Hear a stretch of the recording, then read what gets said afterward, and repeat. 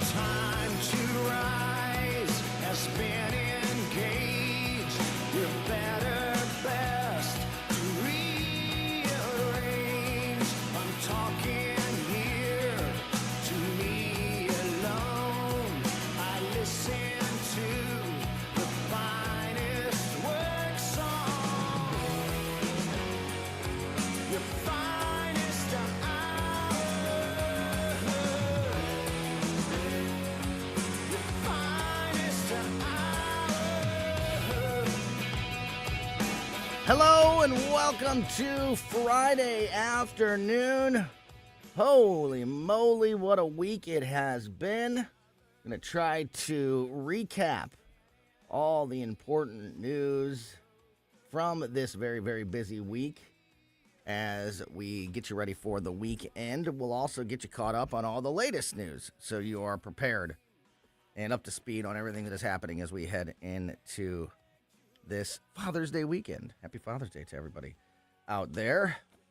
Speaking of the weekend, we are going to get the weekend forecast from Channel 4 Chief Meteorologist this afternoon as well. So definitely keep it here for that. That's going to be at about 2:45 this afternoon. Got a lot to unpack. More reaction, more information surrounding the peace agreement, the MOU. Donald Trump responding to some of the criticism today. So we're going to get into that. We're going to continue to talk about our thoughts and reactions and predictions for how this is going to play out over the next, specifically 60 days, as we're in this 60-day negotiating period now, which is frustrating to me, but we'll get into that as we go through the afternoon. It's Friday, so we always like to have fun on Fridays. It's heading into the week. No matter how busy and how crazy the news is, it's always important to, have a little fun, lighten the mood heading into the weekend. So we're definitely going to have some Friday fun time later on before we wrap it up at 4 o'clock. And I'm going to mix some of that fun stuff in throughout the show as well, because the big Barack Obama presidential monstrosity, this ugly building that apparently they didn't even properly pay for, is open, and there was a big ceremony there, and all the stars were on the stage. Barack Obama, Michelle Obama, Jill Biden, and Joe Biden, and we got to see something we haven't seen in a long time. Joe Biden lost on stage. Joe Biden not knowing how to walk off stage, looking for help, looking lost. There's a dimension, there's a world, there's a timeline where Joe Biden is president right now. Can you imagine what that would be like? Yeah. If Joe Biden was still president? And I mean, this is classic, where do I go? Somebody just hold my hand and walk me off the stage. It's sad, but you have to talk about it because we keep being told, that he's still fine. Joe Biden says he's never, I was worried about him at that debate, but I've never seen him like that since. Really? Well, because I have. I think all those people you just mentioned, I think they were backstage before Joe got there and said, "Hey, let's do this." Did you see it? When we It go, looks like that, doesn't it? Yeah, let's leave and leave Joe standing up on the stage. It'll be so funny. That's exactly what it looks like. Yeah. Because even Jill leaves him up there. Yeah. It's pretty amazing. So I'm going to talk about that. Also, Michelle Obama making some news during an interview regarding the opening of her husband's monstrosity of a presidential library. So we're going to get into that. And also, Tulsi Gabbard dropping a bomb on Anthony Fauci and the Biden administration on her way out the door as DNI. And so we're going to get into that here in just a minute as well. That was the great Ken Williams. He's in studio with me, as he is every Friday, to help us get ready for the weekend. Thanks as always, my friend. Hey, thanks for having me here. See ya. Speaking of Ken Williams, of course, Ken is the co-host and executive producer of the Vic Porcelli Show. Vic Porcelli also going to be with me this afternoon. He'll be with us in the 3 o'clock hour, right at 3 o'clock. Gabe Phifer, News Talk STL contributor, former co-host of Mike Ferguson in the Morning. He'll also be with me in the 3 o'clock hour today.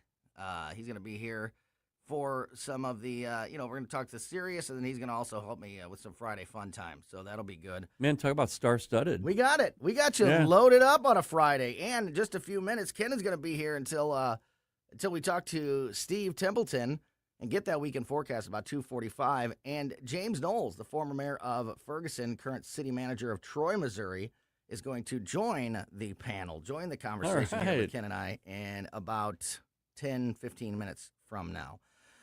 So, yeah, obviously I want to get to all the Iran stuff. I want to get your thoughts on the agreement and the negotiation period and the accusation, all of it. Ken, I want to get your thoughts on that, as we go through this hour. But let's start with Tulsi. Let's start with a different piece of news for once this week, because especially since we got Joe Biden in the news today, lost on stage. Let's just jump in the time machine and look back at the Biden administration. Just before leaving office, amid a contentious battle over who will succeed her, Director of National Intelligence Tulsi Gabbard used one of her final acts atop the U.S. intelligence community to spotlight Dr. Anthony Fauci's role in discussions surrounding the government's COVID-19 origins review. While much of the material is familiar, Gabbard's release underscores her efforts to make questions surrounding Fauci, COVID origins, and federal support for virus research part of her closing legacy atop the intelligence community. This was part of a conversation on Fox News earlier today where they were discussing this and reading some of that statement from Tulsi Gabbard. So I'm going to play this for you now. And Ken, I can't wait to get your thoughts on this. Breaking tonight, outgoing Director of National Intelligence Tulsi Gabbard is revealing new evidence of long-standing U.S. government funding for more than 120 biolabs in more than 30 countries. Senior national correspondent Rich Edson joins us tonight with more on this. Good evening, Rich. Good evening, Shannon. Well, the outgoing Director of National Intelligence, Tulsi Gabbard, claims the United States government knowingly withheld the full existence and funding of these laboratories from the American public. That U.S.-funded biolabs in places like Ukraine could be vulnerable because of Russia's continued assault there, among other risks around the world. Many of these U.S. government-funded biolabs are currently or have previously engaged in research using hazardous and highly contagious pathogens, and in some cases included dangerous gain-of-function research with very little visibility or oversight. The gain-of-function research enhances pathogens, makes them more dangerous, so scientists can study them and develop vaccines to fight them. Officials in the Biden administration, like Dr. Anthony Fauci, repeatedly denied the government funded that type of research. Other Biden officials said these overseas labs are legitimate, publicly disclosed facilities designed to track disease outbreaks and secure Soviet-era biological material. Anthony Fauci said what? That those don't exist? That's what we were told? What did Anthony Fauci say? No gain of research? Dr. function? Paul, you don't know what you're talking I about. am science. I am science. Right. Hundreds. 130, I think, was the number there, of these labs around the world. Government funded, specifically by the Biden administration, that they just said that they told us didn't exist. And it was a conspiracy theory. Well, this is your Democrat Party. This is who you're voting for, Democrats. They've been doing this for many, many years, and even through the Obama administration. Here's what we were told back then. Hey, be quiet because what you're spreading are lies. You're spreading far right-wing lies by saying the things you're saying about those gain-of-function research. We don't do anything like that. We never do anything like that. When we brought up to them, we read reports that there were actually labs in the Ukraine, and we were worried that they would get destroyed and have spread all kinds of diseases. Oh, there's none of that. That's never been there. What are you talking about? Now we're finding it all out to be true, like normal, as per usual with the Democrat Party. If you add up all the things that we've learned since COVID, it basically the entire thing, it was such a joke. The whole thing was just made up or at least seriously exaggerated by the Biden administration. It's ironic that we're talking about this today. Just yesterday, we were talking at home.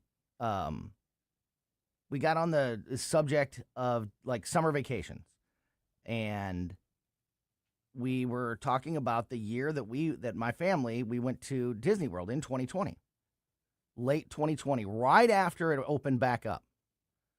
And it had massive restrictions. Many of the restaurants were closed. Some of the resorts were closed. Some of the rides were closed. But it had opened, and they had really strict restrictions about, like, if you were in the on Disney property anywhere, you had to have a mask on. The only time you could take your mask off is if you were at a designated eating area and you were sitting down. You could take your mask off to eat and drink, but if you were even just going to stand up and go to the bathroom, you had to put it back. If you were No, walking, that's a good no. But then, Yeah. in their defense, Yeah, no. that's a great point because COVID knew when you were sitting versus when you were standing. So I'm just saying, I it remember can't that spread here. when you're sitting. No, because they said, It if can't you, spread when if you're you sitting. sit down, if you're sitting down in a restaurant, you can take your mask off, but Yeah. don't stand up like that because it will come at you. COVID will come Yeah. at you so hard. But if you couldn't even, you had to be in a designated eating area. If you just if you just went off to the side, while you were walking through the park, if you just, found a post to lean on and you had a drink in your hand, you couldn't pull down your mask and take a drink because you had to be in so, they were taking your temperature the COVID before knew they it. would let Yeah, you get in. yeah. Exactly. But how intense it was. However, it was one of our best trips ever because there was nobody there. It was like we had the park to ourselves. So we always talk about how awesome that trip was because Wow, okay. it was empty. It was like no lines to ride all of our, it was incredible. And we were just talking, Christine and I, just like I said, just yesterday, we had to make that decision. And it was like 50-50. Like, do we do this? Is it safe? Are we doing something silly? Are we risking? Are we taking an unnecessary risk here by going to Florida and going on a vacation during this pandemic? And we decided, that we should. We were just saying yesterday, looking at all the things that we know now. Thank God we went, because if we would have not gone and then learned over how false so much of the things that we were told at the time, and we missed out on our family trip because we fell for it, we would have been so upset. So we were like, thank God we went, because it was an awesome trip. And knowing now, we weren't taking our lives in our hands like the Fauci and the Biden administration tried to make it sound. Here's when I thought to myself in the heat of this that it was a lot of crap. Yeah. Because, okay, I remember this like it was yesterday. I'm looking at the TV watching Black Lives Matter, and they're promoting it. The government, the media, they were like, yes, Black Lives Matter. They need to be grouped together like this and protesting and burning stuff down. And then there was a big gathering down at the Lake of the Ozarks, and they called that a super spreader. Yeah. At that moment, I went out, took my mask off, went out to I think at the time it was a fast food, Taco Bell. And I went in there without my mask, and they said, oh, boy. They told me, get the mask on. I said, you either serve me or I'm going to call the police. I'm done with this. And they backed off. Yeah.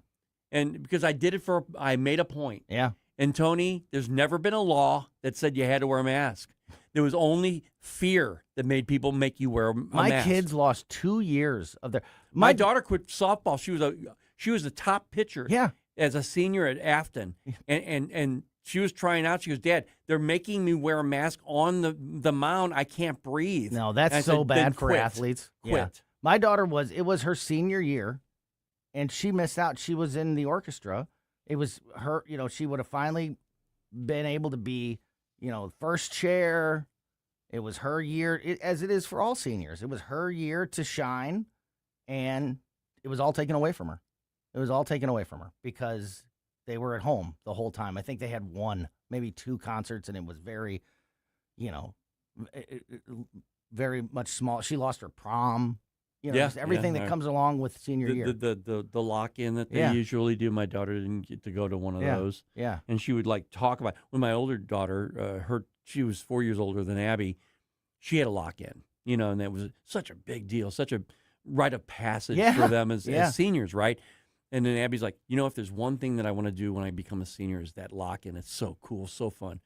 Oh, she didn't get to do it. All that stuff. Yeah, we lost. And then, just this story, this Tulsi Gabbard story today, just really, and the fact that we just talked about this at home yesterday is just such a reminder. And it's a lesson, you know, people always say that if you don't learn about your history, you're doomed to repeat it. Yep.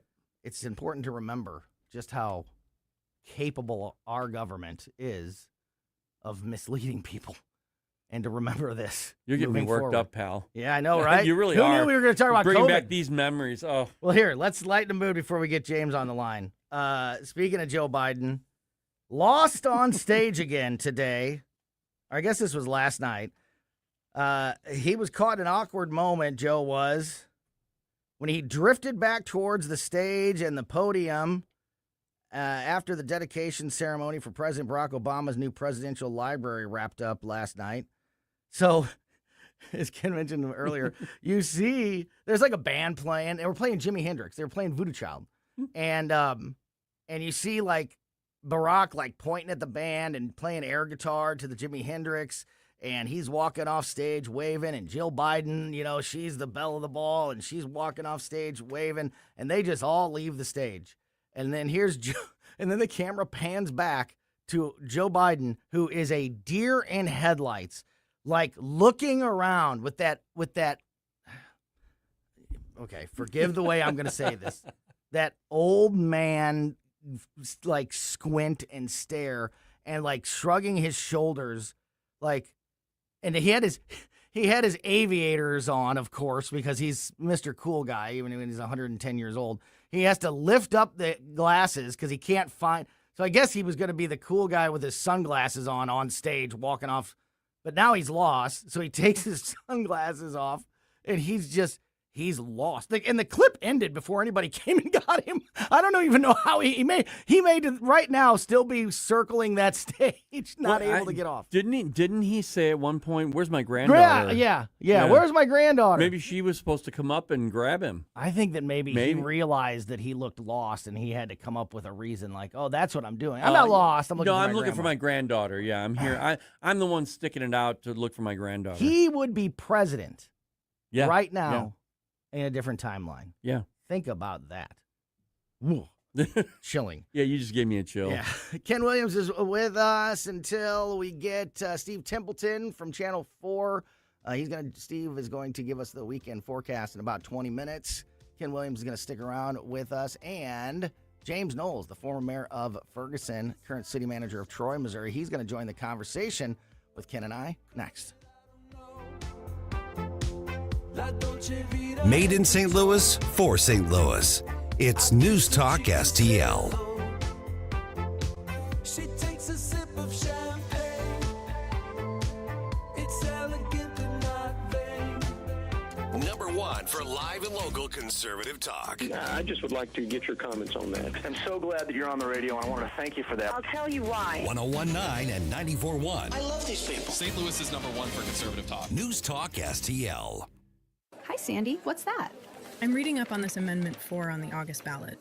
What's 4? Amendment 4 absurdly creates a new un-American minority veto power, but only for ballot issues that we citizens put on the ballot. Don't they say it'll protect conservative ideas? Truth gets in the way of their story. Amendment 4 would mean as few as 5% of the most liberal statewide voters in one congressional district could veto any good conservative idea or reform, even when a big majority supports it. That does sound un-American. How did that get on the ballot? The politicians put it there, and it would empower a small minority of liberals. They could stop funding for police, stop tax cuts, or any other common sense conservative policy we support. Only 5%? One district? That would make it nearly impossible to pass needed reforms or rein in politicians. Yep, Amendment 4 is a misguided power grab by politicians. I'm voting no on Amendment 4.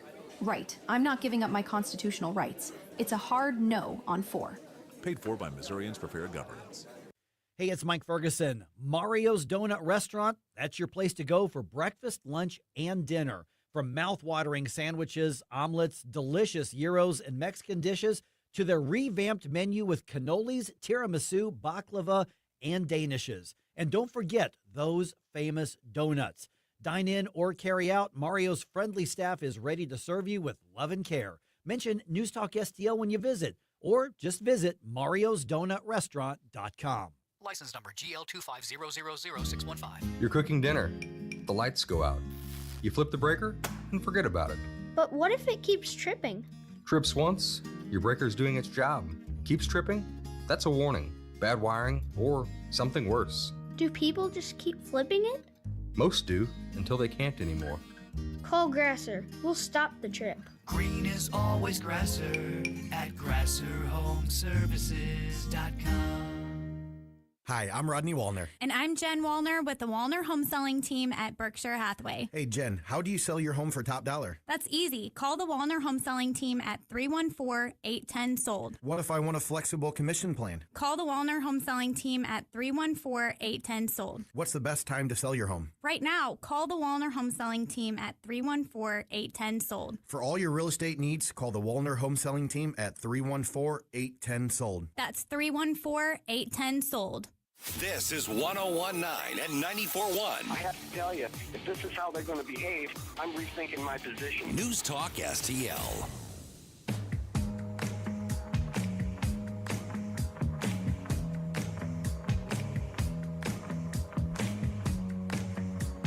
Welcome back to Colombo and Company on 101.9 94.1 News Talk STL. I'm Tony Colombo in studio with producer Ashlyn and Ken Williams, the co-host and executive producer of the Vic Porcelli Show. And also joining the conversation now is the former mayor of Ferguson, Missouri, current city manager of Troy. Mayor James Knowles is on the line with us. Mayor, as always, appreciate your time and quick congratulations on a very successful gymnastics national finalist tournament for your daughter this week. How are you, my friend? Yeah, no, it was great. It's been a great. Uh-oh. See?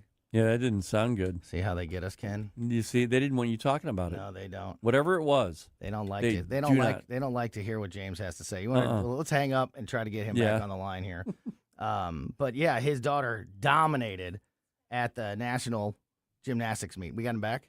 Got James back. Yeah, James. Yeah, I'm here. The bad guys. The Democrats. They didn't want to hear about your daughter's success. So right. They're messing with the phone lines. Well, she did great. First place all around. That's the best part. She's going to the National Junior Olympics. We're excited. Man, that's awesome. Congratulations. That's awesome. That is great stuff. So I intentionally in that first segment didn't talk about the Iranian deal and the latest reaction because I wanted to wait to get James on the line and continue that conversation. We also wanted to start off, I just wanted to get Ken all riled up, too, to start the show off. And he did. Talking about Tulsi Gabbard's release of some more information about the lies during the Biden administration during COVID. It's all out there. Go back and check it out on the podcast if you missed that conversation. But I'm just going to start by asking both of you. Ken, I'll start with you. This is the first time I've had a chance to talk with either of you since the peace agreement was signed. There's been a lot of controversy, a lot of reaction from both sides of the aisle. We'll dig into some specifics here as we go, but just overall, Ken, how do you feel about this agreement, and are you happy with it? Do you feel like we're on the right path? Yeah, Tony, even though the media and the left do not want to give President Trump a win, they refuse to allow him the process to go about the way he wants it to. I believe we're in a better spot than we were even last week when I was trying to figure out where I stood on it. And it's because now, as opposed to when Barack Obama gave the pallets of cash to them without any strings at all, now we can monitor what every dime they're spending, where it's going. If it goes to Hamas or Hezbollah or Houthis, then we'll know immediately. And as soon as we find that out, the money stops and the bombs start. This is such a different setup apparatus to monitor them than we had ever in the past. And you know what? I don't know if you guys remember this, but back in the day, they would say, we come out, well, we have these inspectors that want to check out your nuclear facility. No, you're not. Get out of here. Mm-hmm. Even though they agreed to do it, they would never let us. Now we tell them we're coming in whether you like it or not. And that type of information, some of those things that we do have the ability to do now and that we do get as part of this agreement is important, and it's not the stuff that's been focused on. So, no, not at all. You know, a lot of the things that have been focused on are the 60-day negotiation period, the $300 billion, reconstruction, the loosening of the sanctions, and all of these things. I will say, James, just personally, and I'll chime in as we go through the conversation as well. But I was very frustrated yesterday, and I'm a little less frustrated today, as Ken, was pointing out, as we've learned a little bit more. But I still feel like we gave Iran too much leverage. I agree. And this whole process, and hopefully it's something that it will turn around during this 60-day negotiation period. It's not over, and we don't know how this is all going to be finalized until this negotiation period is over. But I still remain a little bit frustrated of why are we even giving them any leverage whatsoever? We should have just been dictating the pace the entire time. James, what do you think about how do you feel about this agreement, at least as it stands right now? I think what I hope is not going to happen is that they're just going to be waiting out for a weaker president. I mean, right now we're talking about monitoring and making sure that they spend the money the way that they're supposed to, that it doesn't go back to rearmament. We talk about inspections. These are all great if you have somebody who's got who's willing to go drop the bombs, who's willing to take a hard stance on enforcement of the agreement. All it takes is for Donald Trump or his successor to decide to. It wouldn't be Donald Trump, but I mean his successor could easily just say, "Well, I don't have the courage to drop more bombs. I don't have the courage to get back down in the weeds." When they decide, "Oh, I know we said yes," just like they have before, and then they say, "No, we're not going to let you come in and inspect anymore, or do something about it. We're going to go ahead and spend the money on rearmament." I think that's always the frustration. I mean, at some point, we'd love to have some sort of, Versailles level, disarmament like Germany, World War I, right? That probably was never going to happen. But, at some point, this has to be lasting. I hope it is. I hope that whoever is the successor president at some point will also hold them accountable to this. I hope they're just not trying to outlast Donald Trump. Yeah, that's a great point, Ken. And because I've been saying that it's not a question of if Iran will, go back on at least one of the promises in here. It's just a matter of when. I hope I'm wrong, but history tells me that, they can't be trusted. So, and I didn't even, it's been good to hear people like Pete Hegseth this week say, look, if they step out of line, if they break any of this deal, we're ready to roll immediately. But to James's point, this is a great reminder of how important the midterm elections are and how important the next presidential election is, because they could just decide we're going to wait it out, see what happens in that next presidential election, and especially if somebody, like Gavin Newsom gets elected president, why Iran would, I think, have a lot of. I just blacked out for a second. I think that they would have they would be very encouraged to no longer stick to the deal if there wasn't, a president like Trump in office. What do you think about those concerns? Yeah, Mayor and Tony, I was listening to the Tim Jones and Chris Arps show yesterday, and Chris Arps made a really good point, and it actually bothered me because he said, well, what about the fall surprise? What about the midterm surprise? And I'm thinking, what are you talking about there? And you can't trust Iran, the Iran leadership. You cannot trust those Islamic Republic Iranians to do the right thing. And what they're going to do, he said they could wait until this election, even at the midterms, and say, nope, here's what we're going to do now, and really put a wrench in things for President Trump. Absolutely. So as it stands right now, Ken, how do you feel about the way that this has been embraced by the American people?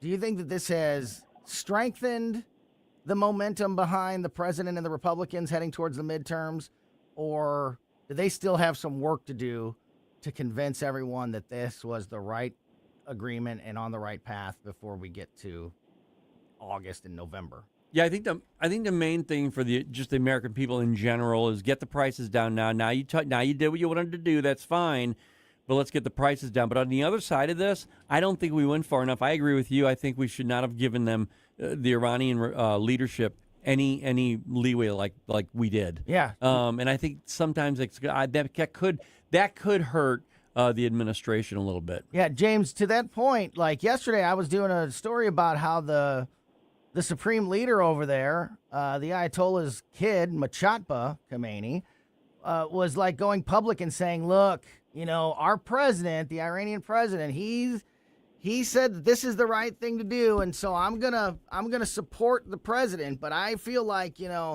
this was just barely good enough for Iran to sign. Like, that is a crazy statement. That makes it sound like they were the ones making the decisions. Yeah.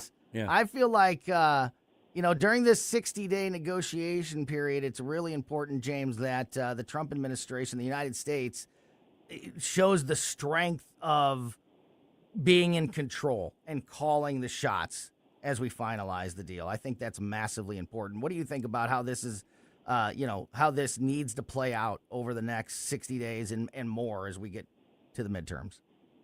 Well, I think, it was already mentioned that we need to make sure we've got to bring prices down. We got to talk about the economic side of this when it comes down to the midterm elections, because people vote their pocketbook. Whatever crazy stuff's going on over there, they're going to pay attention to some level, but ultimately they're paying attention to the gas prices. They're paying, voters at least are paying attention to gas prices. They're paying attention to, the economic squeeze that they're experiencing right now. I think once that's lessened, they're going to start paying a little bit more attention to, okay, what did we really get out of this deal? And of course, it's just going to be a matter of time before we figure out if this is successful or not.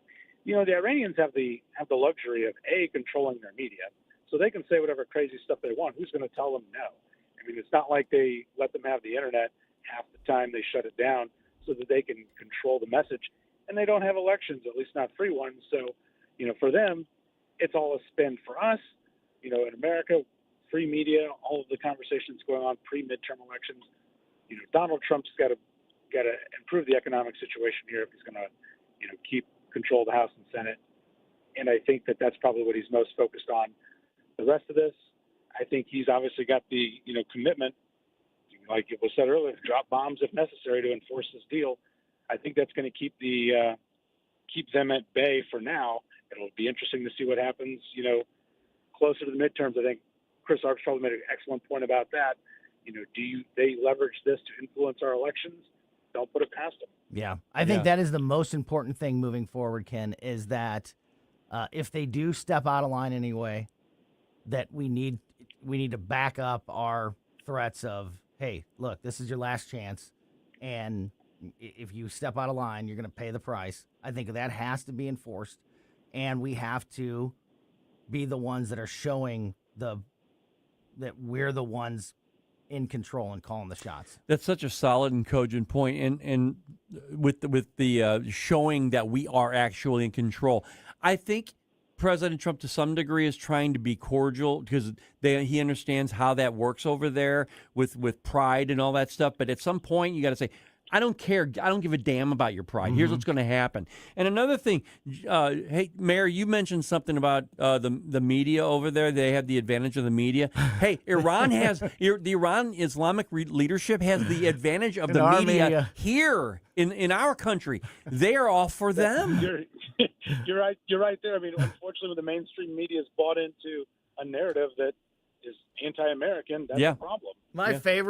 One of my favorite things that Donald Trump has said throughout this entire situation was when he was talking about the media. And he's brought this up multiple times, the president has brought up multiple times how disingenuous a lot of the media coverage of the Iran negotiations and war and all of it have been. And he said a couple of weeks ago, Ken, you and I might have talked about this when he said it. He said that the media is the media is so disingenuous about this that it's even surprising the Iranian government that Iran is even surprised at how well they're doing in the war. Yeah, hey, James, we talked about it.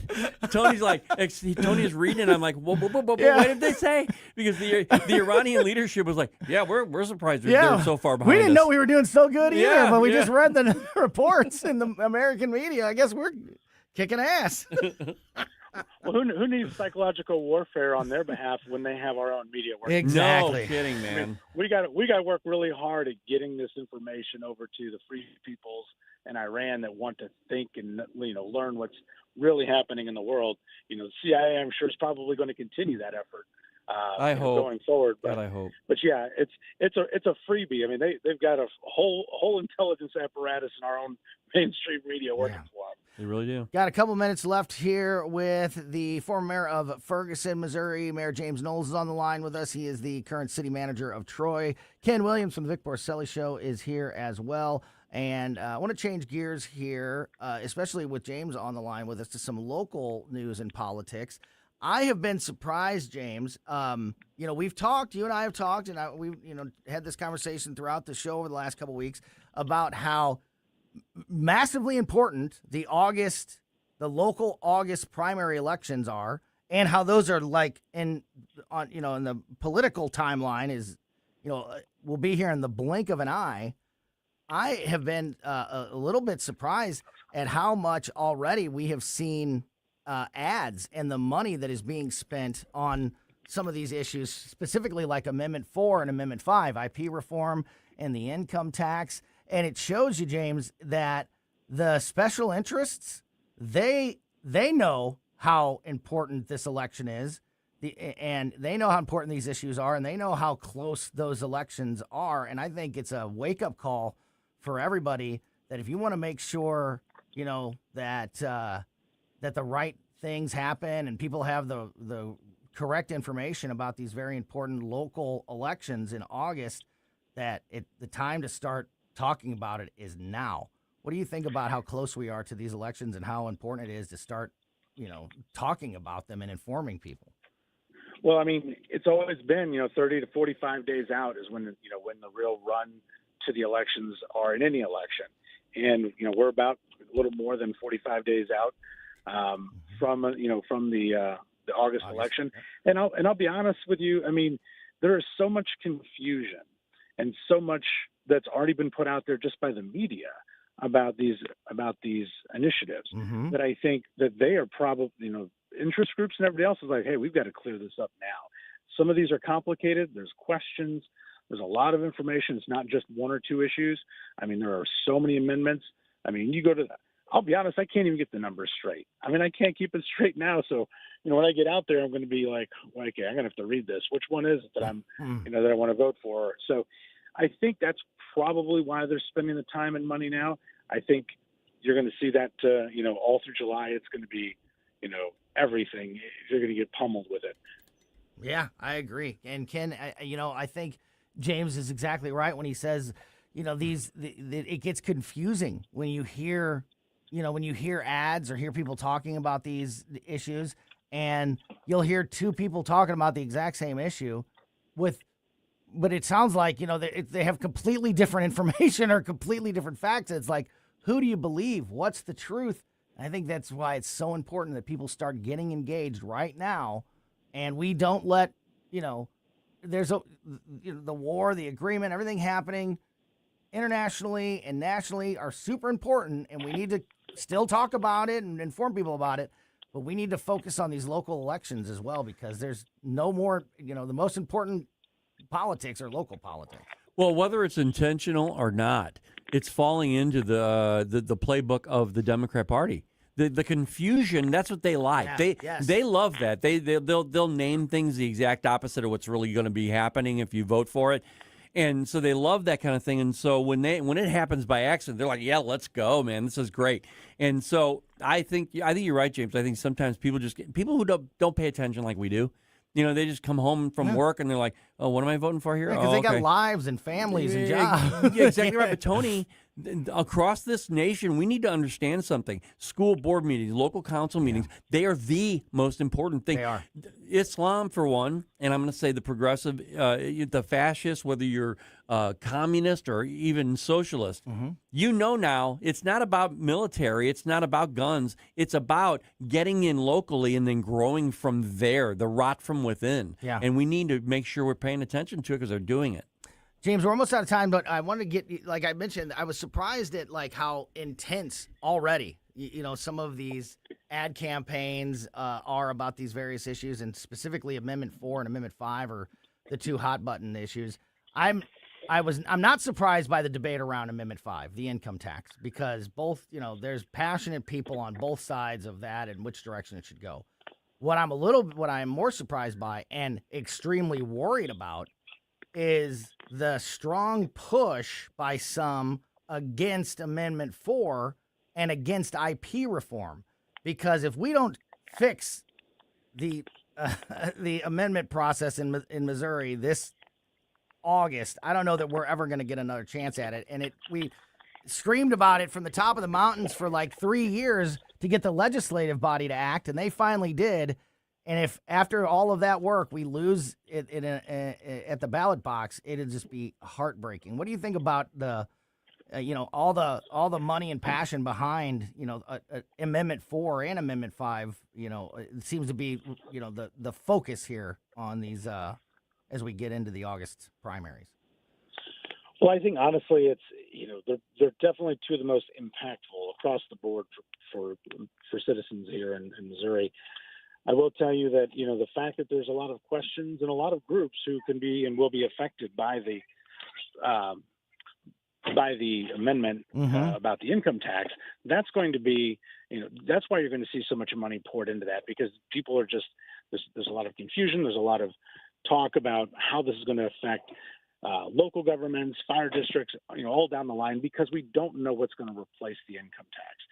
On the IP reform, of course, these guys, these special interests have been funding these efforts for so long. This is how they get everything they want and how they get it the way they want it. You and I have talked about, marijuana legalization wasn't something that I think most people was against, but the special interests drove it. And now it's kind of hard to kind of tighten up things that should it have ever been like that in the Missouri Constitution? No. Nope. But people voted yes because they're like, hey, we want to get this done, so we'll just. It's how it's how the abortion law was changed in Missouri. Exactly. Using nobody wanted to take, the majority didn't want to take the reins completely off of abortion, but they did it because they felt like they were told that this was too far one way, so they voted for what they got. Got to stop it. I think that's the most important one on the ballot. Undoubtedly, we've got to stop. We've got to tighten up IP reform, Amen. and I think this is going to be the year. Yeah, great stuff as always. I hope so, and we're definitely going to put a focus on it in the coming weeks here on this show, and I know across the board here at News Talk STL. Mayor James Knowles, former Mayor Ferguson, current city manager of Troy, Missouri. Really appreciate your time as always, my friend, and Ken Williams, thank you. And happy Father's Day to both of you guys. I'm heading down to Arkansas to see one of my daughters, so happy Father's Day to you. Back at you guys. Awesome. Happy Father's Day. Back at you. Yeah, for sure. All right, we're going to continue the conversation with the man, Vic Porcelli himself in the 3 o'clock hour. But first, we're going to get the weekend forecast from Channel 4 Chief Meteorologist Steve Templeton next. For podcast articles and more, find us on newstalkstl.com. Tim Jones and Chris Arps in the afternoon. Republican lawmakers have mixed reviews on President Trump's Iran deal. We'll ask Congressman Bob Onder his concerns at 4:20. Tim Jones and Chris Arps. Weekdays at 4 on News Talk STL. Hey, this is Chris Arps. If you enjoy a good cigar like I do, check out Dorset Cigar at 11396 Dorset Road in Maryland Heights. They'll help you find the perfect smoke, and they have a fantastic premium selection. Mention promo code NewsTalkSTL for 7% off. Visit DorsetCigar.com.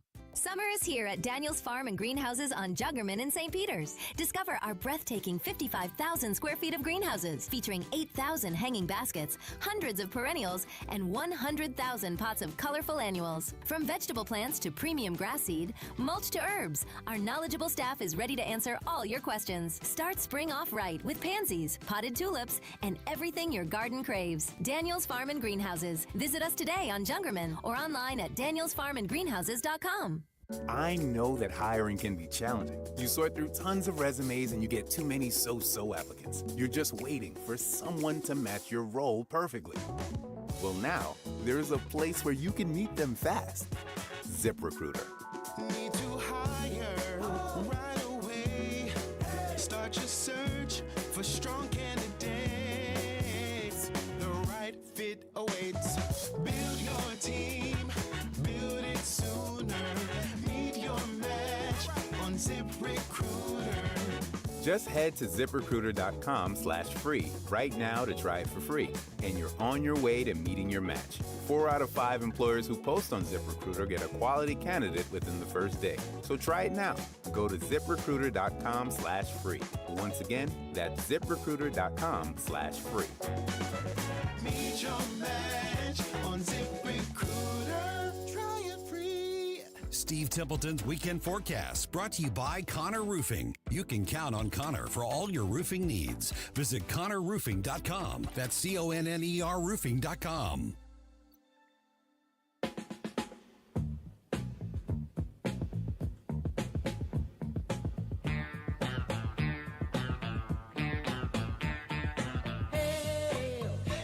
Welcome back to Colombo and Company on 101.9 94.1 News Talk STL. Great conversation there with Ken Williams from the Vic Porcelli Show and the former mayor of Ferguson, current city manager of Troy, Missouri, Mayor James Knowles. If you missed any of it, go back and check out the podcast. That's the best way to make sure you never miss anything on the show by subscribing to the Colombo and Company podcast on your favorite podcast platform. All right, speaking of the Vic Porcelli Show, the man himself, Vic Porcelli, going to join us in about 10 minutes, just after 3 o'clock. But first, it is time to get the all-important weekend forecast. Channel 4 Chief Meteorologist Steve Templeton is on the line with us. Steve, I'm not even going to try to guess the what. It just, it's that time of year where it could just do anything. So... It's challenging, that's for sure. Yeah, I'll let you just walk us through the next few days. I know that we certainly have the potential for some beautiful weather. It's really nice right now, but will it last is the important question. Yeah. So what are we looking at? No, it won't. The weekend's not all that bad, though. It's Sunday that you really want to pay attention. That's a first alert weather day for potential strong storms and some flooding.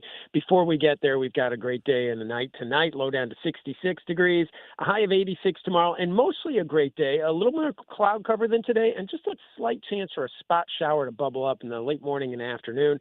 I think most stay dry, but a quick little shower is not out of the question. 86 for the high. Sunday is the day that's a first alert weather day. We could see a few storms in the late morning to around midday. We'll have to monitor those for a lower risk of severe weather, but I'm expecting the afternoon to early evening, like the 1 p.m. to 6 or 7 p.m. time frame, probably be prime time. But the models have kind of been all over the place on the timing, so stay with us and check back for updates on the timing. But afternoon, early evening, let's watch for some severe storms, potential for hail, wind, even isolated tornado, high of 81 degrees on Sunday. And some flooding is possible with these storms, too, because we're going to get very sticky, very humid on Sunday.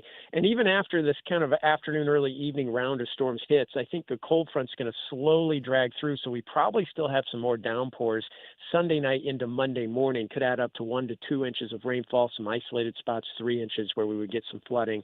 But that does dry out as we head into Monday with a high of 78 and partly cloudy skies. Wow, so it's Sunday on Father's Day that's kind of messy. Yeah, 78 on Monday. That's we're in late June now. Right? Yeah. I'll take a high of 78 this time of year. Anytime we can get it, that's pretty good. That's about 10 degrees below normal, and that's the impact of the cold front by Monday. But unfortunately, we might have to get through some severe weather and some flooding Sunday and Sunday night. So it sounds like Sunday is one of those just like big lines of storms that come across. This is a whole metro area situation, not something that's more likely north, south, or something like that on Sunday. Right. Correct? I do expect it widespread. The morning stuff is probably a little more hit and miss, morning to early afternoon. But when we eventually get that line of storms to come through later in the day and the evening, that's going to be more widespread, and we'll all get some storms out of it. Is there anything this year so far that because this for once, and maybe I'm wrong about this, for once this kind of feels like more of a like what it should be, St. Louis spring and summer, whereas last year it was like we didn't have a spring. It went from cold and rainy to burning hot. And in recent years, I kind of feel like it's been really, really goofy. Are we kind of is this kind of like the norm for what we should be seeing in St. Louis this time of year? Or is there something happening like we're way low on rain or way high on rain, or like what's this year look like historically? It's been like this month, for instance, as June has been kind of up and down. I mean, there's been some days which for June are rather cool, like 10 degrees below normal, like 70s for highs. And then there's been days where we've touched the 90s and even mid-90s. So there's been some, kind of back and forth, and it all averages out to just slightly above normal for June. As far as the rainfall goes, we're above normal for June. We've got about 3.5 inches so far, and at least for the month, we're about 0.8 of an inch above normal, and potentially way above normal if the Sunday rainfall pans out too. So rain-wise, though, we're good. We're not talking about drought in St. Louis, that's for sure. Yeah, absolutely. Well, keep your, pay attention to the skies, especially on Sunday, on Father's Day. And as I always say, keep that Channel 4 weather app close, because that is just a lifesaver when it comes to severe weather and keeping up with everything that is happening. Steve and his team do such a great job of keeping everybody up to speed on that app. So I know I'll have it handy on Sunday, but have a great weekend yourself, Steve. And as always, really appreciate your time, my friend. Talk Thanks, to you soon. Tony. Happy Father's Day. Take yeah, care. Back at you. Thank you. Great stuff there from Channel 4 Chief Meteorologist Steve Templeton. All right, back into some of the news of the day, plus some Friday fun time coming up in the 3 o'clock hour. We're going to talk to News Talk STL contributor Gabe Phifer, and also Vic Porcelli joins us next on Colombo and Company.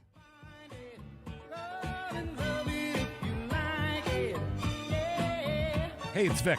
If you have a tree that you think is dead, you can get Roots Plus to remove it for you. Or if you think the tree is savable, or if Roots Plus thinks it's savable, they can save your tree and you keep your cash. Call them and find out what that's all about at 314-440-3662. The crews are great. They get things done. They removed the tree for me, and they did expert work, and I definitely will put my name on their company. So save the tree with Roots Plus LLC. RootsPlusLLC.com. It's a brand new show on News Talk STL. JC's Sunday Showgram. The world pretty much came to a stop this week in 1989 when a little movie called Batman opened. You'll hear my conversation with Kim Basinger. Also, it's back to 2013 with Weird Al Yankovic in the studio. And why did my very first radio gig get cut short after only one show? All brought to you by the Weber Automotive Group. Sunday morning, 7 to 9. Then podcast each Monday on NewsTalkSTL.com. KLGY HD3 Clayton, K270BW Bellefonte, KNBS Bowling Green. This is News Talk STL at 1019, 94.1, and always streaming at NewsTalkSTL.com. News this hour from Town Hall. I'm John Scott. Further negotiations between the U.S. and Iran, while not taking place today, is scheduled, may be held soon as a ceasefire between Israel and Hezbollah has been announced. Salem Radio Network military analyst Colonel Robert McGann says that so far the ceasefire deal with Iran favors them. The IRGC is running the game, and that they got a sweetheart deal out of Trump. If you look at the 14 elements of the MOU, they're all, in my estimation, very supportive of an Iranian positive outcome. And Colonel McGinnis tells the Salem Radio Network that much of the Iran deal has yet to be determined. If the president's primary goal, which he's articulated recently, is to make certain that Iran never has a nuclear weapon, then we have to wait a few weeks in order to ascertain whether or not that's going to come to fruition. Retired Army Colonel Robert McGinnis. A new poll on what Americans think of President Trump's handling of Iran. Even with President Donald Trump's suggesting that a deal with Iran to end the war had been reached, most Americans still disapprove of how he's handling the issue. About 65% of Americans surveyed by the Associated Press and the New York Center for Public Affairs Research disapprove of how Trump is handling Iran. But when looking at just Republicans, only 28% are unhappy. The poll was fielded as Trump announced a deal with Iran and authorized an end to the U.S. naval blockade of the Strait of Hormuz. I'm Donna Warder. Just 12 hours after forming, a short-lived tropical storm Arthur degenerated into a remnant low, but its lingering moisture could still trigger redevelopment along the East Coast. The historic downpours prompted multiple flash flood emergencies. The Carolinas will be impacted through tonight. More on these stories from townhall.com. Diabetes, high blood pressure, anxiety meds, everyone's on them. If you're a 50-year-old male, maybe a bit porky, and you may even have type 2 diabetes, $1 million of term insurance may only cost you about $200 a month. Call Term Provider. Speak with Big Lou at 800-555-2085. Big Lou will find a term life policy for you even if you have type 2 diabetes, are overweight, or have high blood pressure. Term Provider has helped thousands of people like you who think they can't afford term life insurance. To buy $1 million of affordable term life for you, all you need to do is call Big Lou at 800-555-2085. Lou will make sure the scales are tipped in your favor. Call 800-555-2085. Big Lou will answer your call and work to fit you into a term life policy that you can afford. Remember, Big Lou's like you. He's on meds too. Call 800-555-2085 or biglou.com. From the News Talk STL Weather Center. I'm First Alert 4 Chief Meteorologist Steve Templeton. Saturday, a low of 66, a high of 86 degrees, and a 20% chance for a spot shower in the morning to afternoon. Most of us stay dry, though, and just a warmer and slightly more humid day. Sunday's a First Alert weather day, though. Let's watch for scattered storms. A few storms are possible in the morning, a better chance in the afternoon to evening. Some of these could be severe. Flooding is a potential as well. A high of 81 and a stormy Father's Day for Sunday. That's the latest from the First Alert 4 Weather Center. I'm Chief Meteorologist Steve Templeton. This hour of News Talk STL, brought to you by Chris Cooper and Serenity Wealth Management. Business owners, download your free playbook for financial clarity at serenitywealthbiz.com. That's serenitywealthbiz.com. 42% of Missouri fourth graders can barely read. 42%. It's the worst result in 20 years. If kids can't read by third grade, they fall behind in school, and many never catch up. But other states have provided a roadmap for success. Missouri needs one universal reading test for all third graders and one clear statewide standard for what it means to pass that test. A struggling reader who still can't read after extra help and a second chance at the test should repeat third grade with some exemptions. We also need to end the outdated 3Qing method, which encourages guessing instead of reading, and require teachers to be trained in the science of reading. In Mississippi and Indiana, test scores jumped up dramatically after these reforms, and Missouri can do the same. Missouri children deserve to become confident, capable readers, and strong early literacy reforms can make it happen. The Show Me Minute has been brought to you by the Show Me Institute and Show Me Opportunity.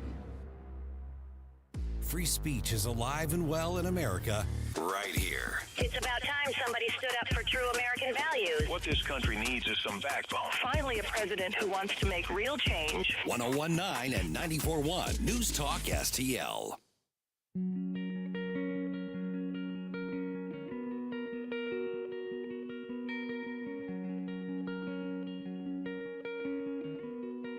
Welcome back to Colombo and Company on 101.9 94.1 News Talk STL. Jam-packed 2 o'clock hour there with the weekend forecast from Channel 4 Chief Meteorologist Steve Templeton. If you missed that, basically the Cliff Notes version is tomorrow's pretty nice, but Sunday, Father's Day, is shaky at best. So keep an eye on the sky, and if you've got any plans this weekend that involve being outside, might want to make sure they are happening tomorrow and not on Sunday. Also talked to the former mayor of Ferguson, current city manager of Troy, Missouri, James Knowles in the 2 o'clock hour, and the executive producer and co-host of the Vic Porcelli Show, Ken Williams. If you missed any of that, go and check out our podcast. Subscribe to our podcast on your favorite podcast platform, and that's the best way to make sure you never miss anything on the show.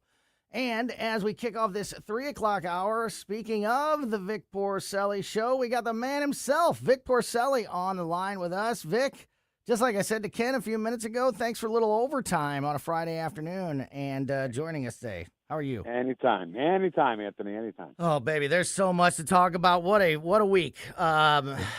There's just been, and you know, I touched on this with James Knowles and Ken in the 2 o'clock hour.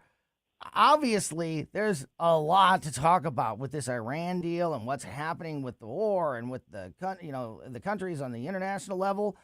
But we're also getting closer and closer to these local midterm elections in August, and we're starting to hear, political ads about things like Amendment 4 and Amendment 5. We can't take our eyes off of any of this right now. There's so much important things happening, both locally and nationally and internationally. It's like where do you start? I wish I had 3 hours a day. What a luxury that would be to have 3 hours a day to talk about all these things. I was in the same position. Ken and I were trying to fit a whole week's worth into 2 hours. We're having a hard time now cram it all into 3 hours. I know it. So let's start, because you and I haven't had a chance to talk about this. Let's start with the Iran deal. I was frustrated yesterday with the deal. I am still frustrated today, but Ken did an important, shared some important information about, the things that are in this deal, the things that the United States is able to do now as far as monitoring Iran and going into their facilities and, not being able to be stopped or blocked or anything like that. Some of the things that we did get out of this deal that haven't been as publicized as some of the other pieces.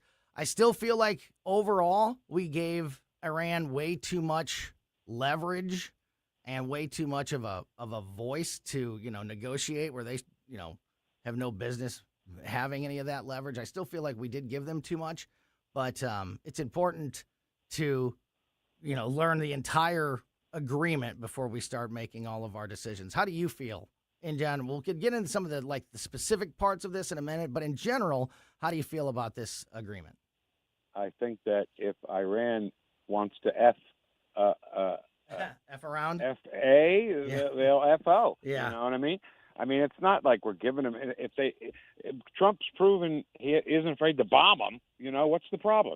If they FA, they will FO. There's just no doubt about it. And when people talk about, let's take Margaret Brennan from Face the Nation, for example, right? President Trump said Iran will never have a nuclear weapon. That's in the deal. And then Margaret said, well, that was in the Obama deal, too. Yeah, well, apparently that didn't happen because they were close to getting a nuclear bomb. Yeah, no kidding.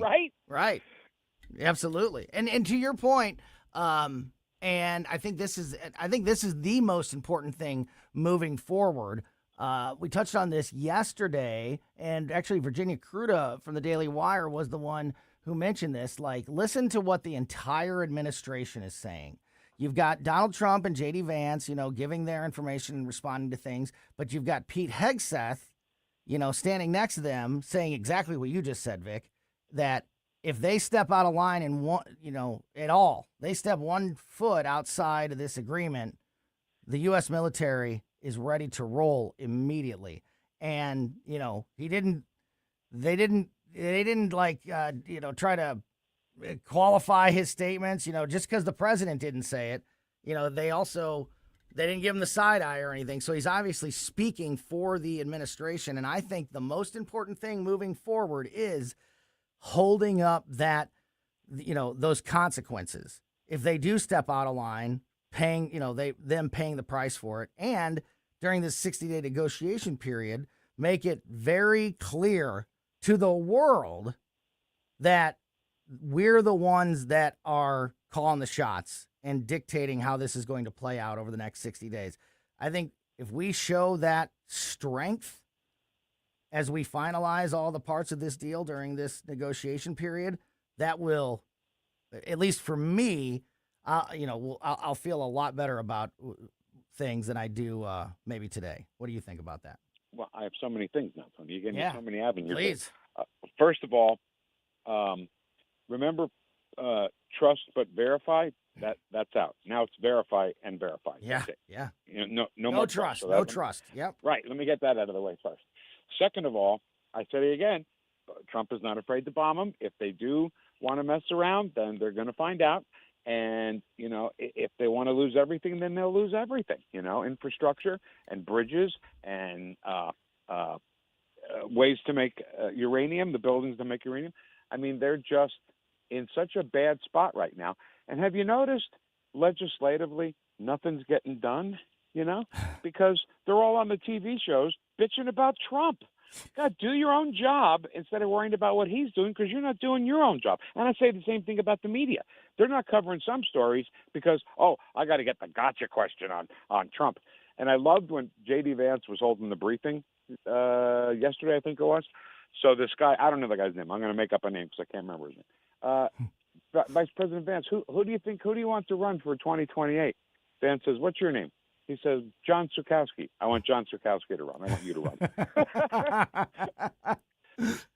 That's funny you say that. One of the more funny stories of this week, speaking of the 2028 election, what did J.D. Vance do to Joy Behar on The View to get her to endorse him essentially for president? I think she's got a crush on the vice president. That could be. I got a crush on him. So, here's the thing about them, that whole crew, okay? They know they have to toe a certain line, right? Now, they also know they're getting some kind of pressure from the network because that's all they do. Do something else. My God, talk about the Yankees or talk about knitting or sewing or something else besides Trump. There's got to be something else. They're such a one-trick pony. And Ana Navarro, Ken laid it out so well for us this morning. Ana Navarro is one of those people who, especially when she's wrong, she just keeps talking fast and interrupting and talking about fast to the point where Whoopi Goldberg had to say, slow down, Ana dog, what are you doing? And I'm like, oh my God, this show is so out of control. I can't believe anybody watches. And who do they get to be in the audience? All guilty white liberal women. Yeah. And they said this week, I think it was Whoopi who said something about how the presidential election basically runs through The View because whatever candidate or whatever side wants the female vote, wants the women's vote, they've got to convince and get the support of The View, because whoever The View tells women to vote for is who they're going to vote for, which is just we all know that the self-importance and ego running through that show, but to say it out loud like that this week just shows you how great they think that they are. Well, Kenny and I have a phrase for that. We call it elitist egocentrism, right? Mm-hmm. And it's just what you're saying. The egocentrism of if we say women should vote this way, then women will vote this way. And that's not true. I mean, it's not their job, too, I'd like to say that, to sway an election. Their job is to entertain. That show would be so great if you had, like, Patricia Heaton in there every day. And you had, more of the conservative people in Hollywood be on that panel and talk about stuff. And it's not, is it entertaining? Is that entertainment? No. No, it is not. And it also, I can tell you at least one woman, my wife, is not waiting to hear from Whoopi Goldberg on who she should vote for. Right. Let me tell you, can I tell you one woman they don't want on The View? My wife. Right. Yeah. The idea that they speak for all women is just disgusting. Back to the deal for a second. We're talking to Vic Porcelli. No, you're good. James Knowles brought up an important point, I think, in the last segment, in that that maybe the play for Iran here is to wait out President Trump and see who the next president of the United States is before they try anything. Because as you mentioned, Trump has already shown his willingness to use the military and go further than administrations have in the past. And I think that is a great point and a great reminder of how important the midterm elections are in a few months, and then obviously the 2028 presidential election, because I still have no trust in Iran and the Iranian regime to keep their word on anything. And maybe the only way to make them do that is to keep them scared of the consequences. Do you trust Iran at all any more than we did before after the signing of this agreement, or do you subscribe to that same, like, we've got to make sure that we stay very powerful on the world stage if we want to have any chance of holding this together? Okay. Once again, you've opened up all the avenues. So let me see if I can hit them all. First of all, I consider Iran the same Iran that blindfolded and held 52 Americans for 444 days, the same Iran that's today. So let's start there. Mm-hmm. Second of all, do you think, Tony, that there's CIA in Iran? Our CIA? Yeah. Yes. Okay. So why do you think, because this has boggled my mind, why do you think we were told that there's going to be CIA in Nicaragua? That's the only time I've heard them say that. Because the CIA is supposed to be, oh, yeah, we're sending some CIA into Nicaragua, And I was like, because I said to Ken, my father used to tell me, we know more than we need to know in this country, right? Mm-hmm. World War II, we knew what the government told us, right? And we believed them. And guess what? Oh, that's right, we won that war. But for them to say we're sending CIA into Nicaragua and silent is golden now, and the CIA that's there, I think will have everything under control from that end, and then message back to D.C. on what they think we should do. And that's how I think it's going to happen. Because if Iran is going to screw around, guess what? CIA will know about it right away. Yeah, and I want to address one of the things you said there, that you believe that this is the same Iran, that held the hostages, the same Iran that we've dealt with, for the last 4, 5, 6 decades. I agree with you, but Trump doesn't. And I thought I think that is one of the most important things, or at least publicly, that's what he said. One of the most important statements from the president this week that hadn't gotten talked about as much as I think it should have. I've mentioned it a couple times. When talking about the Iranian regime, he said that this current leadership group, his words, are a lot smarter than the previous group. And then he said, you hear the term regime change, and I'm not sure if I'm supposed to use that or not, but what is regime change? When the first group of leaders are there and then they're all wiped out, and then there's a second group of leaders and they're all wiped out, and now you're on the third group of leaders and half of them have been wiped out. He said, his words, that is regime change. So if we've had a regime change in Iran, then this should be a different outcome and a different group. I don't trust that or believe that one bit. And maybe the president is saying, maybe he's saying that for a reason and doesn't believe it completely. But if this is a new regime, then we should expect different results.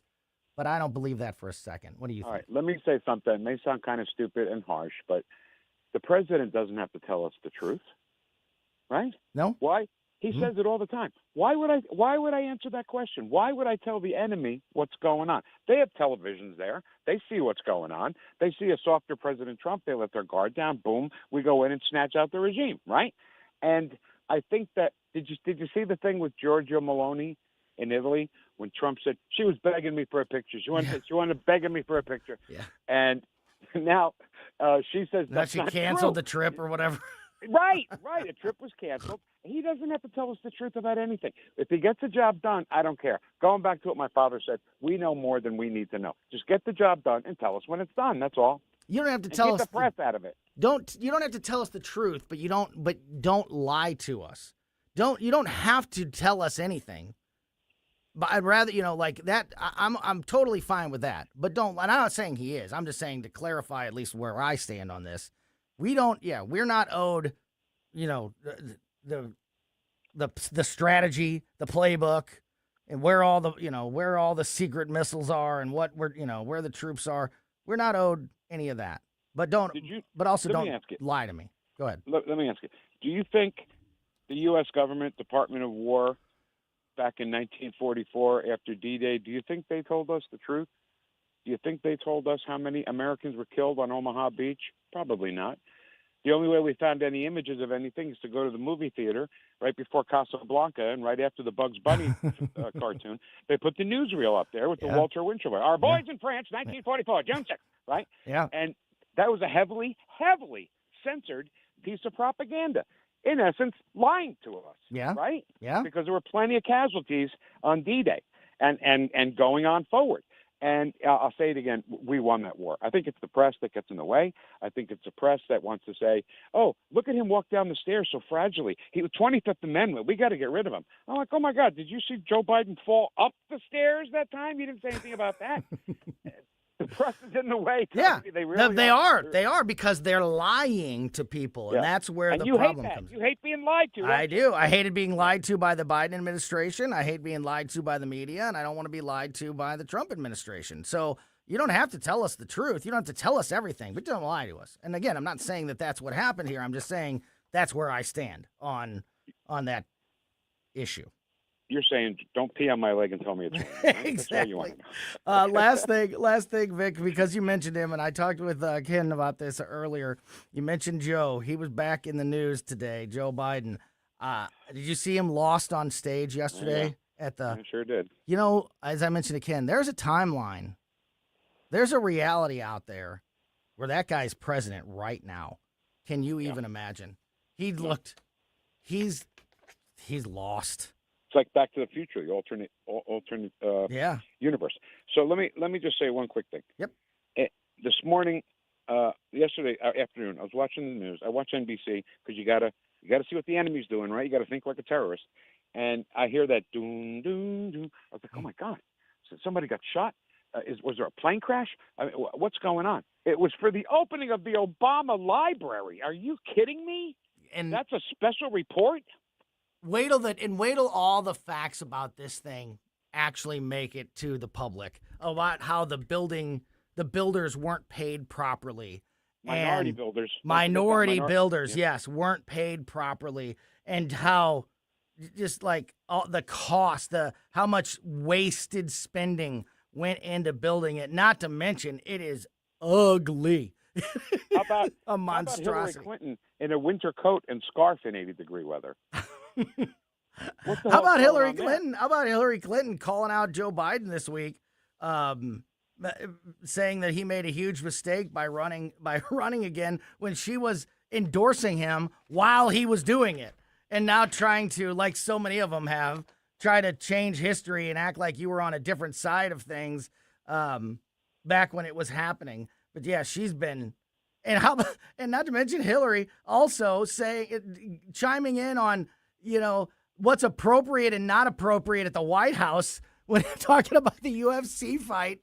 When Bill Clinton was in the Oval Office with a cigar and an intern, give me a break. The sanctity of the White House. But listen, I think her being in the winter coat in 80 degrees with the scarf on, because people were saying they saw a bulge in the back, like she's wearing some kind of back brace or something. I think she's in very, very ill health right now, and they don't want to say it because they never want to tell the truth. Do you remember when she just fell down trying to get into that band? Do you remember that? Yeah. She just fell down. What was that all about? They never told us about that. And then I think they took somebody that looked just like her 10 minutes later to say, oh, I'm good, I'm fine. But I think there's something there, and I think something's wrong with her. Not that I care, don't get me wrong, but, it's just the same thing how they never tell the truth. They never tell the truth. Ed Stoy, everything Democrats say, the opposite is true. There's been something weird going on with Hillary for a long time. You ever that video where she coughs that green marble into the cup? You know what I'm talking about? God, no. Oh, I got to send you the video. It's out there. No, don't. She's like at a rally, like taking a drink, like she's coughing, and she's like taking a drink out of a clear glass of water, and like something like green and round comes out of her, like not phlegm, like looked like a Super Bowl or something. Like it just, yeah. There's been something weird going on with her for.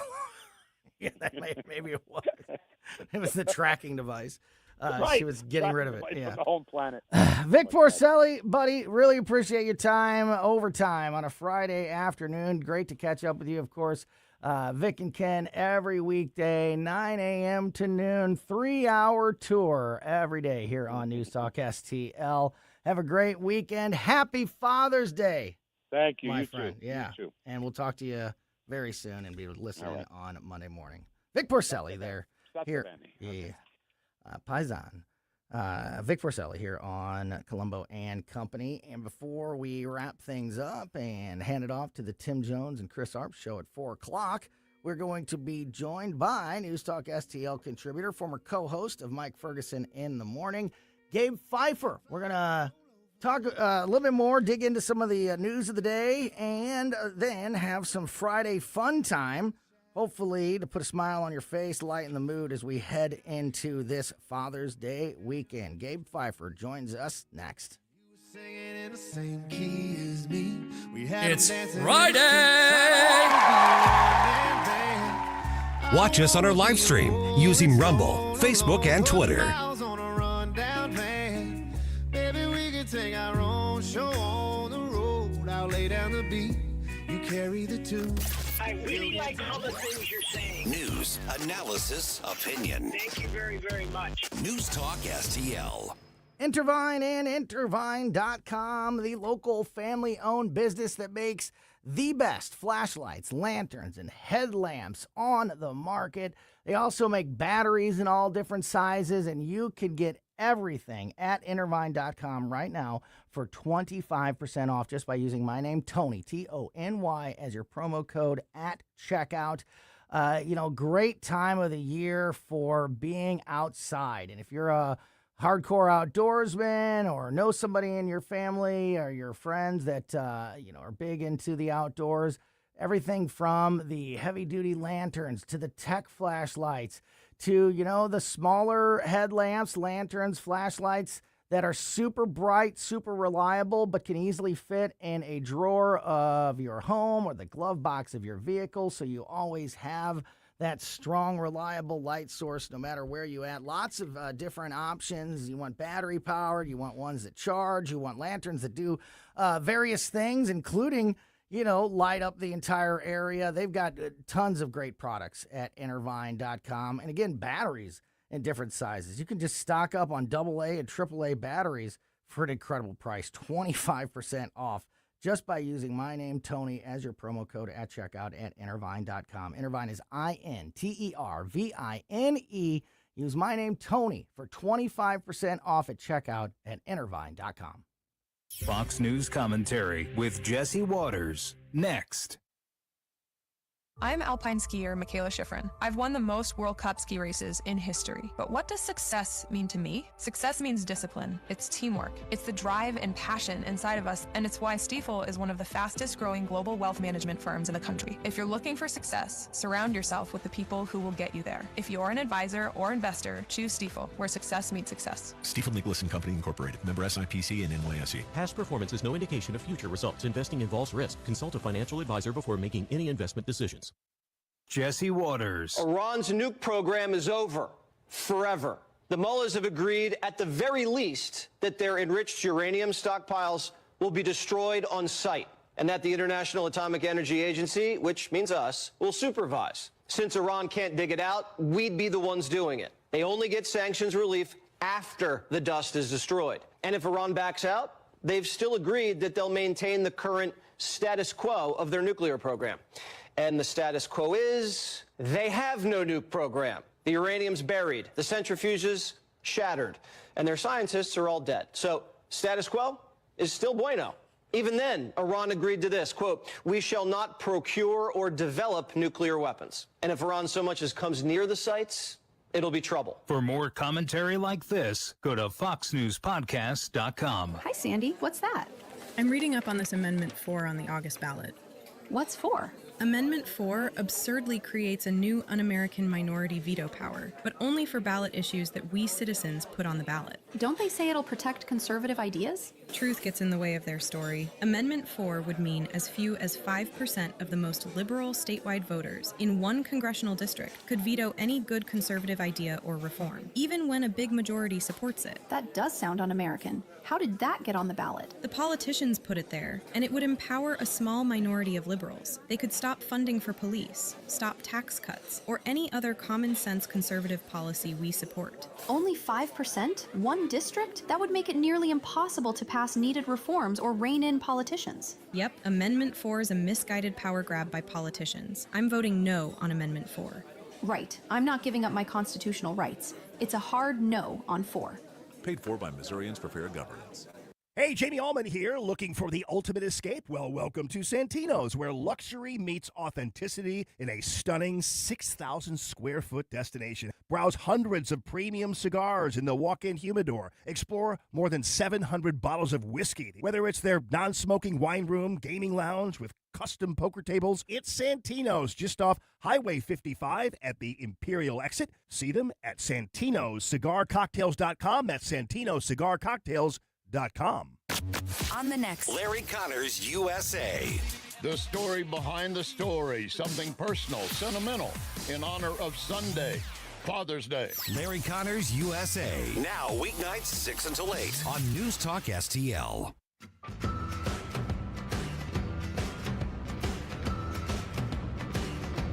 Welcome back to Colombo and Company on 101.9 94.1 News Talk STL. I am Tony Colombo in studio with producer Ashlyn. Big thanks to Vic Porcelli for joining us in that last segment. And now joining us on the line, we started the week with Gabe Phifer. We're wrapping up the week with Gabe Phifer, News Talk STL contributor, former co-host of Mike Ferguson in the Morning. Gabriel, thank you for a little overtime this week. How are you? Absolutely. Happy Friday, friends. Doing good. Yeah. Happy Friday. Happy Father's Day to you, buddy, as we get into the Father's Day weekend. You as well. And, we talked to Steve Templeton in the 2 o'clock hour. If you missed that, if you're making plans this weekend, the day to be outside is tomorrow. For Sunday on Father's Day, we could see some severe weather. So as everybody's making their plans this weekend, if you plan on doing something outside, might want to make those plans for Saturday. And, of course, just keep an eye on that Channel 4 weather app, throughout the weekend. To keep up to speed on what's happening with the weather. So, Gabe, I want to get your thoughts, before we get into some Friday fun time, I want to get your thoughts on the latest happening with the peace agreement between the U.S. and Iran, and also some news today. There was a lot of talk about whether the Lebanon-Israel component of the war would be in the U.S. agreement, and it wasn't, which I am very happy about, because for a long time, Iran was insisting that the U.S. put requirements on Israel in our peace agreement, which is like, we can't. We're not Israel. It's not how that works. Right, exactly. But today, a U.S.-backed ceasefire between Israel and the Iranian-backed terror group Hezbollah took effect this afternoon. The Israel-Hezbollah ceasefire took effect at 9 a.m. Eastern Time, at 4 p.m. local time there. Both a senior U.S. and Israeli official told the media. A Hezbollah spokesperson told Fox News Digital that the group would abide by the ceasefire as long as Israel does, but reserves the right to respond to any violation. It's amazing to me how much leverage the terrorists and Hezbollah and Iran on both of these agreements, the leverage that they think that they have, and quite frankly, the leverage that we've given them. An Israeli ambassador to the U.S. said today that Israel remains, quote, firmly committed to an immediate ceasefire with Hezbollah. So I think this is another important step of this. It's not just the agreement now between the United States and Iran, but also an agreement between Israel and Hezbollah. I'm still very concerned about how this is all going to play out. I still have a lot of worries about how it's all going to play out. But how do you feel right now, Gabe, at this moment about being on the right track or not with the agreement as it stands?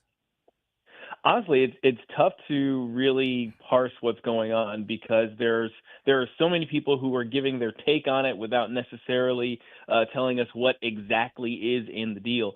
Like I said last time we were talking about this, I think ultimately any sort of peace deal, the devil is going to be in the details.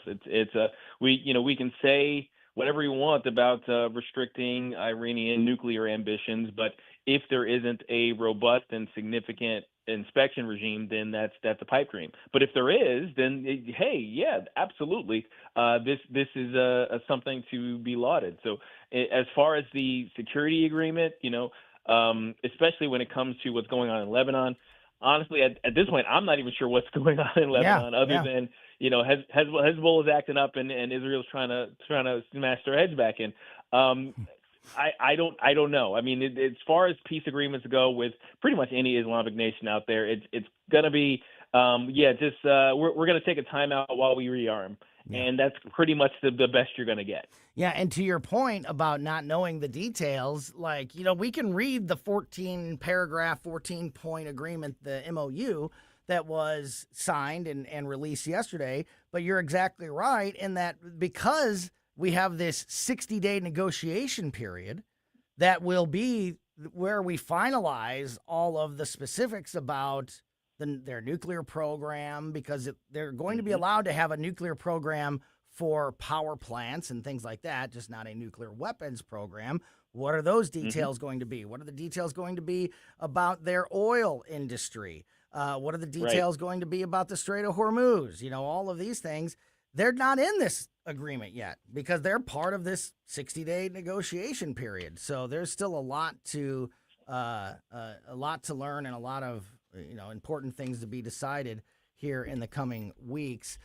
Today, the president addressed the $300 billion, the reconstruction support that Iran gets as part of this deal if they stick to everything, and the controversy surrounding this about women, and you were mad about Obama giving them money, but you're giving them money too.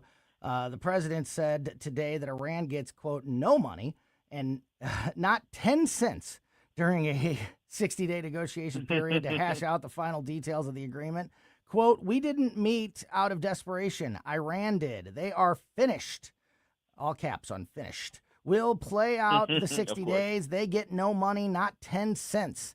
The Trump administration this week publicly outlined the contents of its new memorandum of understanding. It revealed plans for immediate waivers on Iranian oil exports and a framework for at least $300 billion in reconstruction and economic development if a final deal is reached.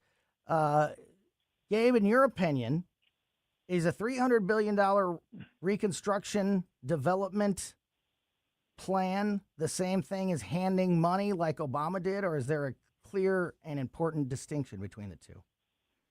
Well, as far as I can understand, the redevelopment plan is basically us rebuilding some bridges and power plants that we blew up. That's basically my understanding, is that there's civilian infrastructure that was taken out during the military campaign that obviously it would impact the civilians in the area, and we're looking to rebuild those. I don't know if when they say $300 billion package, is that us giving it, or is that us setting up contracts between the Iranian government and friendly construction businesses, essentially, to go and do that? Are the Iranians going to be paying for this? Yeah. So there are a lot of details that just don't come out especially when they start throwing around numbers. It's like, well, okay, who is that coming from, and who is it going to? And that never seems to be in the discussion. But I think so long as we're getting the concessions that we want in terms of the Strait of Hormuz and the nuclear ambitions, I think we should be encouraged by that. I would like some of those things, especially the reconstruction stuff, to be contingent on some interior reforms in Iran. Now, of course, there's going to be discussions about sovereignty when it comes to that stuff, But for me, it's kind of like, you know what, you're not allowed to kill your own people anymore, and then we'll give you your power back. Yeah, and you make a great point there, and I think it's like massively important. And I guess we'll just know the details when the 60-day negotiation period is over. But for me, when it comes to the $300 billion package or plan, it's the important part is who controls the money. Who controls the money and what it goes towards? What it's rebuilt. And where's the money coming from? Yeah, and who? From us? Yeah, and if we're just handing them that money and saying, "Hey, rebuild your stuff," that's a problem. If we're the ones that are that's definitely controlling the what's being rebuilt and where that money's going and where it's coming from and all of those things, that's a much better deal, and that needs to be the situation. And it's really important for the president, I think, to show strength and show that we're the ones calling the shots and dictating how this is going to play out, and showing that strength as we get closer to the midterms. Minority Leader Hakeem Jeffries today was being clever, talking to the press, saying that regime change is coming to Congress in November. How do you feel now? Obviously a lot is going to change, and these next, this negotiation period is going to be massively impactful and important to the midterm elections, I think. But as it stands right now, do you feel like Trump and the Republicans are on the right path and have the momentum heading into the midterms, or they got a lot of work to do still? Well, here's always going to be the problem when it comes to this stuff is, okay, are we talking about whether or not they're doing conservative things and things that are beneficial to the country? I think for the most part, that's true. Whether or not the American people are aware of those things and can respond to them intelligently, that might be a different thing. And then are people excited enough about the midterm election to even go out and do something about it, to vote in or out the people that they want? So those are the kind of the multiple questions that are always in play when it comes to the midterms, and all of them are difficult for me to answer, except for so far I'm relatively pleased with the things, at least that I'm hearing about, that the administration is doing. Obviously there could be things that done better. There are some choices I wouldn't have made at all, but certainly better than the alternative. Yeah. But, whether or not that translates into something real, I don't know. One thing though, I got to bring this up, is the Save America Act. Is that the one? Yeah. Yeah. Election well, integrity. We want that one. Right. Where's that going? going? Yes. Everybody wants that one. So why aren't we getting it? Yeah, and you know what? That's such a great point. That is such a great point. I've talked about how the Iran, this deal and the war and the agreement have taken our eyes off of so many other important things, like the SAVE Act, and we've got a lot of local important issues. The media and Congress, we can't allow them to just be distracted by trying to attack the president over the peace agreement and just conveniently forget about other important things like the SAVE Act and these other issues as we get towards the midterm elections. And you're right. And I think it's just I think we got a lot of questions have to be answered, and it's really important to the administration and the Republicans to show strength and clarity and communication with the American people, because with the media on their side, the Democrats, will take advantage of Absolutely. that as we get to those midterm elections. Gabe Phifer is on the line. He's going to stick around. We're going to have a little Friday fun time. Michelle Obama in the news, kind of hinting at her future. What could it be? Are we going to have more Michelle Obama in our lives moving forward? One part of me hopes not. One part of me knows that it'd be really entertaining if we did. So maybe doesn't want it. But we'll talk about what Michelle Obama said at the opening ceremony of the new Barack Obama presidential monstrosity in Chicago, as we continue with Gabe Phifer and a little Friday fun time next on Colombo and Company.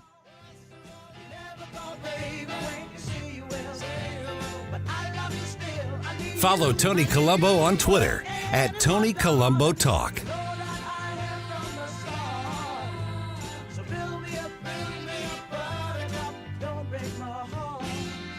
If you have a phone, you have a radio. Download the all-new News Talk STL app. Love the all-new News Talk STL app. On my way to work in the morning. Usually I'm in the car. I listen on the app in my car every morning going to work. Download the News Talk STL app and listen anytime, anywhere. Yesterday at this time, we were talking to my co-host of the Bluff City Outdoors Show. The owner of Bluff City Outdoors, Mark McMurray, was in studio with us. Go check out that conversation on the podcast if you missed it. And don't forget, Bluff City Outdoors in Alton, Illinois, your place to go for all of your outdoor needs. Fishing is on fire across the area right now, all across Missouri and Illinois, and nobody takes care of you with all your fishing needs, gear, bait, both live and frozen bait, everything you need for your next trip on the water. They have you covered there in Alton at Bluff City Outdoors. They're located a mile east of Fast Eddie's. They're on East Broadway. They're open 7 days a week, and they have all of your fishing needs covered, all your bow hunting needs covered, all your trapping needs covered, all your Garmin electronic needs covered. You can shoot every day in their archery range. You can even join archery leagues there at Bluff City Outdoors. It's just a great place, the best place for people in the outdoor community here in the St. Louis area. Get out there and visit them in Alton. Tune in every Saturday morning at 11 a.m. for the Bluff City Outdoors show. Follow them on Facebook and at bluffcityoutdoors.com.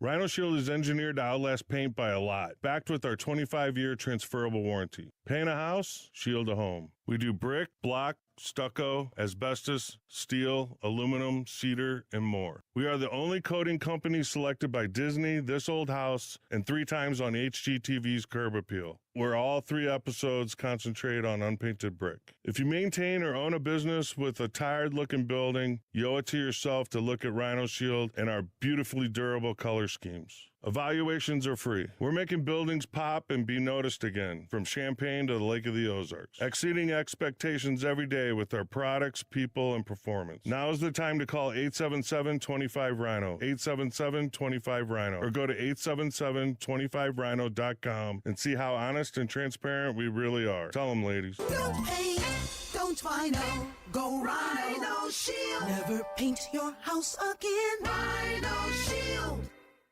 Hey, it's Susie Moore with a reminder that for 20 years, Harpo's Chesterfield has been the heart of West County's fun. With their award-winning patio, voted best in West County, and excellent sports bar atmosphere, Harpo's is your one-stop destination. The mouth-watering menu has made them famous throughout St. Louis. Plus, they've got great drink specials and the friendliest, most energetic staff around. Whether you're dining in or carrying out, Harpo's delivers fun, food, and drinks like no one else. Harpo's Chesterfield. Call 636-537-1970 or visit harposstl.com.